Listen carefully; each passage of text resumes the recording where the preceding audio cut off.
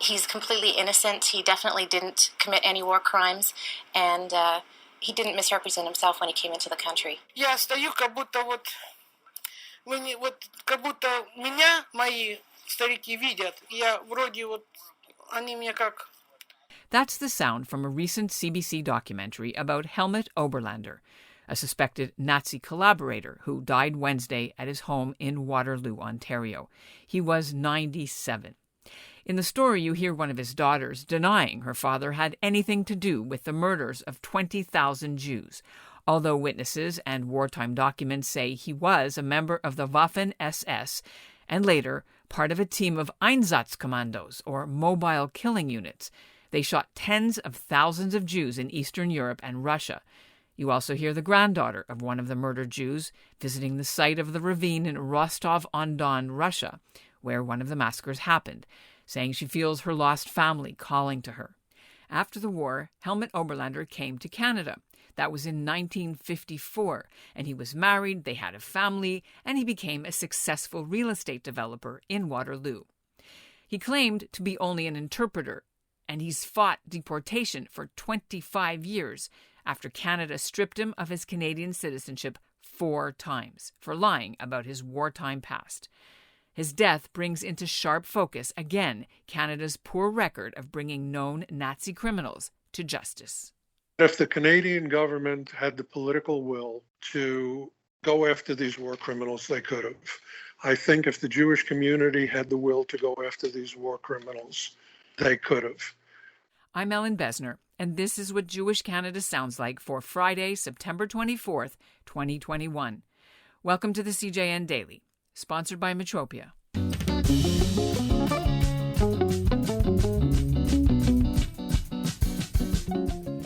Helmut Oberlander was probably the last living Nazi among a group of between 250 and over 1,000 who came to Canada after the Second World War and lived out their lives pretty much out of the limelight. Canadian authorities knew about him as early as the 1960s, but it wasn't until 20 years later that his name came up when Conservative Prime Minister Brian Mulroney ordered a retired judge, Jules Deschênes, to hold an inquiry into whether Joseph Mengele was living in Canada. The judge ruled that the notorious Auschwitz doctor wasn't here, but he said plenty of others were, and he wanted Canada to either charge them with war crimes or go after them a different way by revoking their Canadian citizenship for lying about their past and then deport them. 14 of the men on the judge's list, including Oberlander, died before their cases were finished.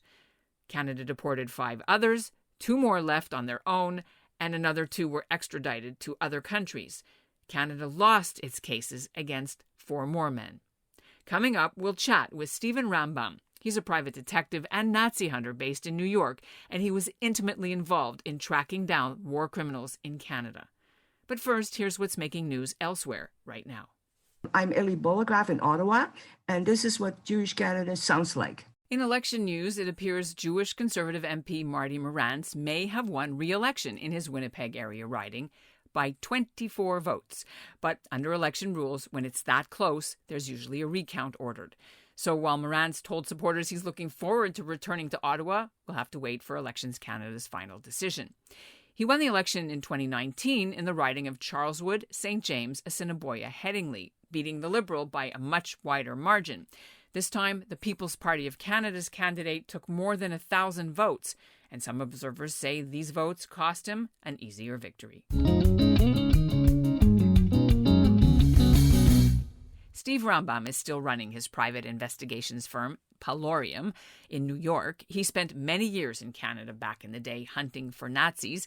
He personally tracked down men he suspected by disguising himself as a professor from a fictitious Central American university, and he wore a hidden microphone and recorded all his interviews, and then he gave all of his findings to Canadian authorities. He learned that Helmut Oberlander had died from us when we called him for an interview. He joins me now from Texas. What was your first involvement in his case in particular, if you can say, and dating back to when? Well, certainly at least 25 years. I mean, Helmut Oberlander and who he was and the crimes he committed has been known for many, many decades, almost since the end of the war itself. Oberlander was part of a unit that was an extermination unit. It was an Einsatzkommando, and anyone who was a member of those units was a bad guy. Was at the very least a co-conspirator in mass murder. And the fact that Canada did not take the steps necessary to deport him. I mean, they certainly blew a lot of smoke, but they did not take the steps necessary to deport him. They did not take the steps necessary to put him on trial. And I mean, clearly it was a matter of lack of political will. But let me just pivot and tell you, I reserve my strongest condemnation for the Jewish community. There were no mass demonstrations except one that we insisted on. There were no Jewish organizations putting an appropriate level of pressure on people in Parliament. And by that, I mean, if you don't vote to change the law that allows Canada to prosecute a mass murderer or not prosecute a mass murderer, we are going to vote for your opponent and so on. I will tell you, if Helmut Oberlander had killed 1,000 choir boys or 1,000 members of the indigenous community or 1,000 black citizens of anywhere, Canada would have found a way to bring him to justice. It's only when the victims are Jews that Canada did nothing, and frankly, we did nothing. The Jews did nothing. Let me go back to a couple of things you said. B'nai B'rith has spoken out. Wiesenthal Center has spoken out. There has been a lot of lobbying. What I want to ask you about... You have to do more than speak. You have to make it a central core issue of the Jewish community. And I have to tell you, the message that has been sent to enemies of the Jewish people is, even if you are a member of a group that has been established specifically to kill civilians, the bulk of which were Jews, you're going to die in your bed in Canada.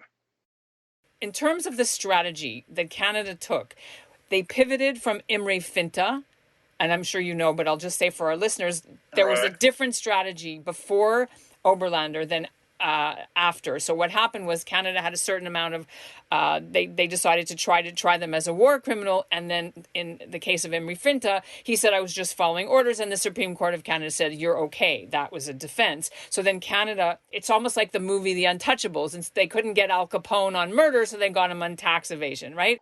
I think that if the Canadian government had the political will to go after these war criminals, they could have.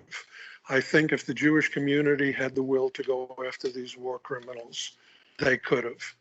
You know, I got a lot of publicity for going up to Canada and identifying these people and getting confessions and so on and so forth.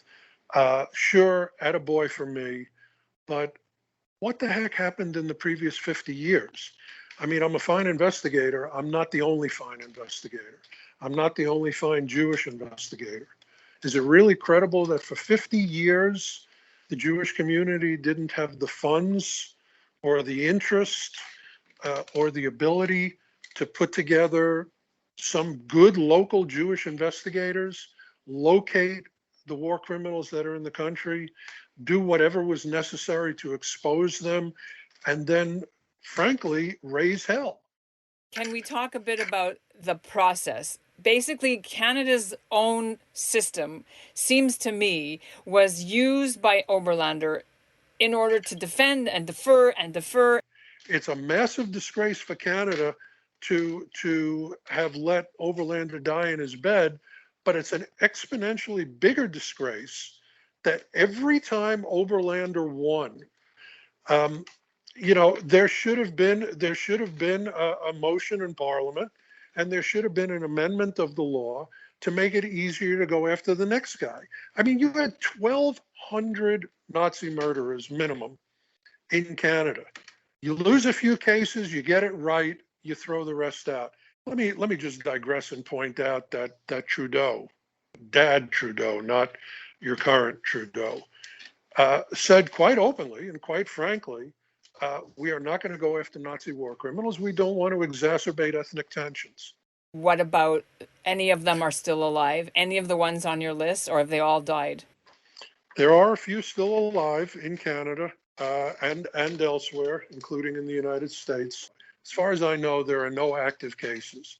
There are many, many cases that were considered. They were never brought because, frankly, Canada doesn't want to be bothered. They've had enough of war criminals.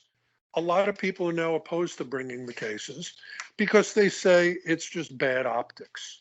Dragging a guy in who's drooling in his lap in a wheelchair, wheeling him in, the old man, his hand is shaking, he's looking around, he's confused, and then he says, "Why are the Jews after me?"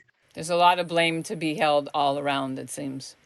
If Oberlander's death causes the Jewish community to have a little introspection and a little self-examination and say, this is horrible, this is a disgrace, how do we keep this from happening on other issues?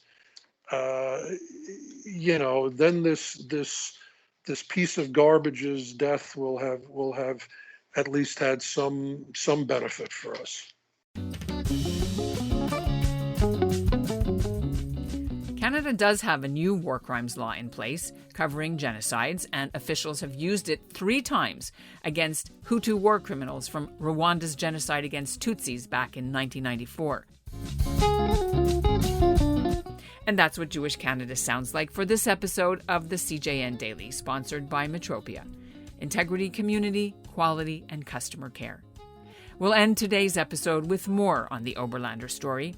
Bernie Farber was CEO of Canadian Jewish Congress, and he worked closely on the Oberlander case for many years. He's also the child of a Holocaust survivor. The list is not just endless, but these were survivors who survived the most under the most incredible odds, came here and then had to breathe the same air as their tormentors. And they stood with us shoulder to shoulder in trying to do everything that we thought that we could do. And every time we accomplished something, we thought, okay, good, we've done it. And yet it didn't happen. And it was like this kind of rolling avalanche. We could never really get a hold of it. I'm not sure any other community could have done better or worse. I mean, it wasn't just Canadian Jewish Congress. It was CJC. It was the Simon Wiesenthal Center. It was B'nai B'rith Canada. We all worked, really hard at trying to do this, and we failed. And it's one of those things that we will carry with us for a very long time. Sad to say, it's a very bitter taste. I mean, listen. My late father said to me once when at the beginning of the Deschênes Commission before he passed away in 1990. And I said, okay, finally, maybe we're going to get some justice. I was saying that in the 1980s, and he said, justice. What's justice for the murder of 6 million people? Can there ever be real justice? And I said, well, maybe. And he said, look, even if they get exposed, even if they that in itself is a form of justice, that their family and that their friends and that fellow Canadian citizens will know that they weren't the kindly, charitable givers that they pretended to be, that they were actually enablers of genocide.